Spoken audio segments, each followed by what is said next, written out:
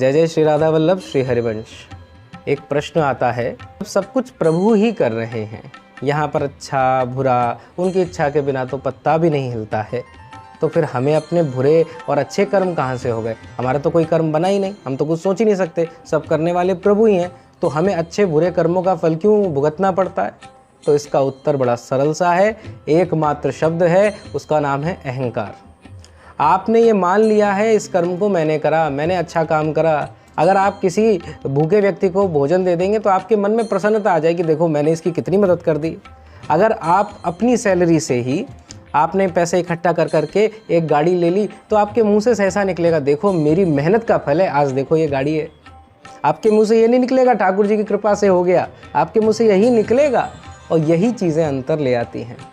अगर आपने मान लिया अहंकार अभिमूढ़ात्मा कर्ताहम् इति मन्यते, तो फिर भोगना भी पड़ेगा। अवश्यमेव भोक्तव्यम कृतम कर्म शुभाशुभम, अवश्य ही भोगना पड़ेगा। कृतम आपने कर्ता मान लिया है तो शुभ और अशुभ कर्मों को भोगना पड़ेगा।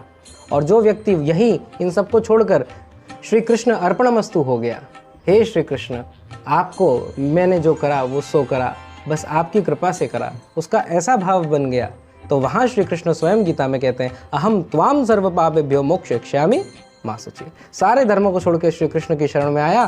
श्री कृष्ण कह रहे हैं कि मैं उसके सारे पापों को मिटा देता हूँ। अब जब सोचिए, सब नेताओं के नेता अब प्राइम मिनिस्टर हैं, राष्ट्रपति हैं, उन्होंने माफ़ कर दिया तो फिर कोर्ट वगैरह का चक्कर ही खत्म हो गया। तो ऐसे ही स्वयं ईश्वरः परमः कृष्ण, उन्होंने माफ़ कर दिया तो सारा चक्र ही खत्म हो गया। इसीलिए जीव को श्री कृष्ण शरण होना चाहिए, परंतु ऐसा होता नहीं है। हम मुंह से तो कह देंगे हाँ ठाकुर जी की कृपा है, जो अच्छा अच्छा हो रहा है उसमें ठाकुर जी की कृपा है, और जो बुरा बुरा हो उसमें ठाकुर जी की कृपा नहीं है। ऐसा नहीं चलता है।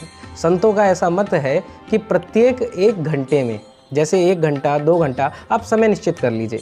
जैसे आप ऑफिस जाते हैं, सुबह 8 बजे से जाते हैं, 7 बजे से जाते हैं और शाम को 4-5 बजे आते हैं, तो उस हिसाब से वो पूरा समय निश्चित करिए। और जैसे ही वो समय पूरा होता है तो मन में प्रार्थना करिए, हे श्री कृष्ण आपने मुझसे इतना सारा काम आज करवा लिया, बस आपकी कृपा है, इतना हो गया।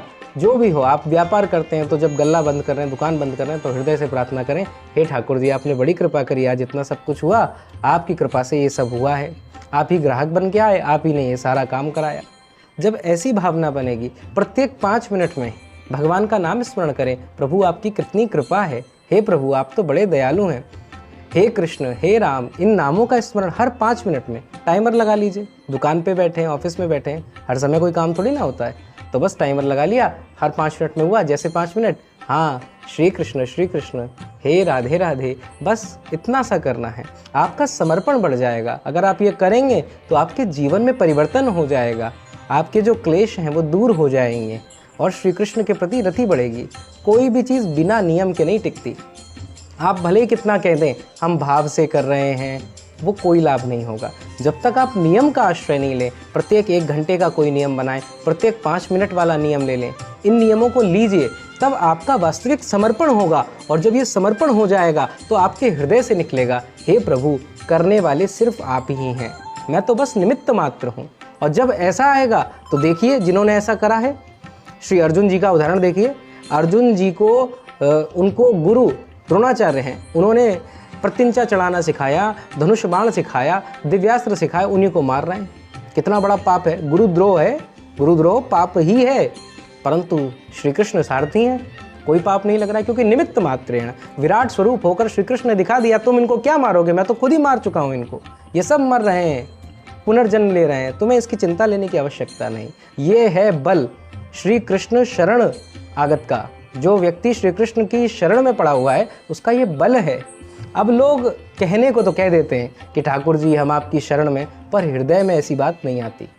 अब आपको एक बात बताएं, एक बार की बात थी, एक पंडित जी थे, बड़े ज्ञानी पंडित जी थे, उन्होंने वेदों में ऐसा पढ़ा कि हाथों में भगवान इंद्र का वास होता है। तो उन्हें लगा कि इसके द्वारा मैं कुछ भी करूं इसका दंड तो भगवान इंद्र को मिलेगा। तो उन्होंने बहुत उद्दंडता करना शुरू कर दिया। सब परेशान रह रहे थे। तो यूँ समझिए उनके पापों का घड़ा भरने का मौका आ गया। तभी पास से एक गाय जा रही थी और गाय को देखा और उद्दंडता में, शैतानी में एक कंकड़ उठाया और जोर से मारा। उसके इतनी जोर से मारा, प्रहार करा, गाय के प्राण निकल गए। तुरंत वहीं गौहत्या प्रकट हो गई। ये सब दैवी शक्ति हैं, संपदा हैं, प्रकट हो गई। अब अपराधी को दंड करने के लिए बोला कि हम तुम्हारा वध कर देंगे। तो वो पंडित बोले नहीं, मेरा क्या अपराध है, हाथों में तो इंद्र का वास होता है, ये तो इंद्र का अपराध है, ये तो श्रुति प्रमाण है, वेद प्रमाण है। अब यहाँ गौहत्या इंद्र की भगवान के पास पहुँच गई। भगवान इंद्र के पास जब आई, बोले कि हम आपको भस्म कर देंगे क्योंकि आपके द्वारा ये गौहत्या हुई है। तो वो बड़े परेशान हुए, श्री हरि नारायण के पास पहुँचे। प्रभु समझ गए सारी लीला। प्रभु ने एक सेठ का रूप बनाया और पहुँच गए उसके यहाँ। उसका बड़ा खेत खलियान बागान थे। श्री ठाकुर जी वहाँ पहुँचे, कहने लगे देखो कितने बढ़िया खेत हैं, कितने लहलहाते खेत हैं, किसने इनको बोया है। तुरंत वो दौड़ के आया, अरे मैंने बोया है, मैंने बोया है। अच्छा, ये नहर वहर लाकर यहाँ से पानी लाना, ये सब मेहनत तुमने करी है? बोले हाँ बिल्कुल मैंने ही करा है। और यहाँ पर पड़ोस में बागीचा है, ये किसने लगाया? वो कहने लगा यहाँ आपको जो कुछ दिख रहा है सब मेरी मेहनत का ही फल है। तो भगवान बोले फिर जो गाय को मारा था वो किसने मारा था? वहाँ चुप हो गया। तो बस यही वाली बात है, हम मुंह से बोलते हैं कि हाँ प्रभु हम आपको अर्पित कर रहे हैं, पर हृदय से नहीं निकलता है। और ये कैसे निकलेगा? तो ये नियमों से निकलेगा। 5-5 मिनट का नियम बनाइए, हे प्रभु हे नाथ मैं आपको भूलूं नहीं, हर 5 मिनट में कहिए। श्री राम सुखदास जी कहते थे हर 1 घंटे 2 घंटे में आप ऐसा विचार करिए। श्री प्रेमानंद जी कहते हैं कि हर 1-2 घंटे के अंतराल में आप विचार करिए, हे प्रभु मैंने जो भी करा वो आपको समर्पित है। पूरे दिन में अगर इतना नहीं कर सकते तो ये कर लो, पूरा दिन जब सोने का समय आए, हे प्रभु आज अच्छा हुआ बुरा हुआ जो भी हुआ वो सब आपके चरणों में समर्पित है। मैंने जो जो अच्छा करा वो आपकी कृपा से करा, जो जो बुरा हुआ उसकी क्षमा चाहता हूँ। हे प्रभु बस आप मेरे साथ रहें, ऐसी प्रार्थना करिए तो धीरे धीरे आपकी शरणागति दृढ़ होगी और ये सब चक्रों से पाप पुण्य से आप मुक्त हो जाएंगे। जय जय श्री राधा वल्लभ श्री हरिवंश।